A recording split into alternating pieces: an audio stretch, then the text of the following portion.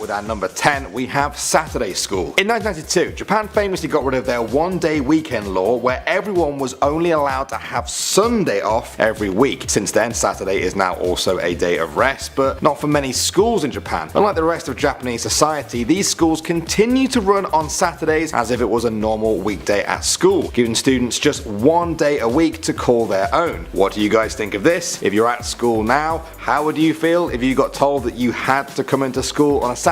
I can already feel the rage from here. Next up at number 9 now, we have the 10 PM curfew. In many parts of Japan, it is illegal for school children to not be home by 10 PM. In order to enforce this, many movie theaters, arcade places, and other teenage hangout spots will deny entry to these kids after 10 PM. Those who are past school age may even get ID'd. I often get mistaken for a 10-year-old myself. I think it's the beard. Coming in at number 8, no janitors. A lot of you will have gone to a school where a paid adult cleans the school for everyone else. Well, in many Japanese schools, that job falls on the kids themselves. In an effort to teach kids to clean up after themselves, they will end up mopping, scrubbing, and sweeping their own classroom floors. Sometimes they'll even clean the toilets. Some people find this shocking that kids are doing that kind of work. Other people are shocked that it doesn't exist where they live. And they think it's a great idea. What do you guys think? Coming in at number 7, school's out for summer. Not really.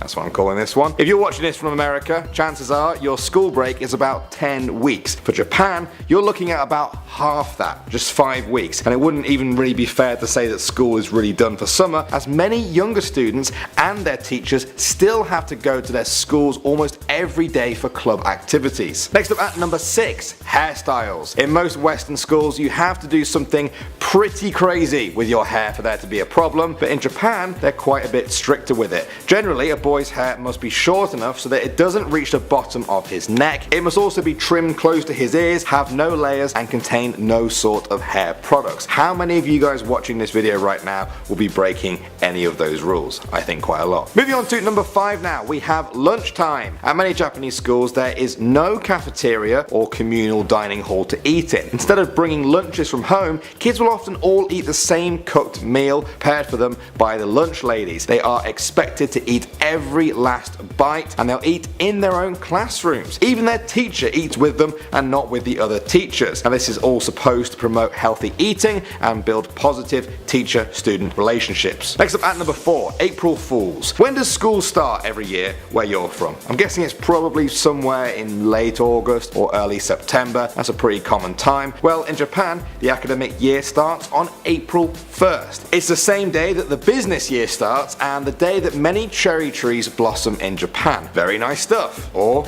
this could be the longest running April Fool's joke in history. Moving on to number 3, no relationships. Many Japanese schools believe that schools should be a place for learning and nothing else. That means one of the biggest distractions at school for students is strictly banned being in a relationship. Obviously, a school can't stop students from dating when they are off the school premises, but when they're in school, any sign of a relationship is banned. That means no kissing, no holding hands, no cuddling, and all that stuff. Maybe the real reason is they're just jealous of teenage love. Maybe. Coming in at number 2, RESPECT, respect. If you know anything about Japanese culture, I'm sure you'll know that respecting your elders and superiors is a huge thing in Japan. Some may even say it's a pillar of their society. Well, school is no different. In fact, it may all start there for a child. Whenever a teacher walks into a room, all the students will simultaneously stand up, bow, and greet their teacher every single time, no exceptions. Now this behavior is reserved for elders who have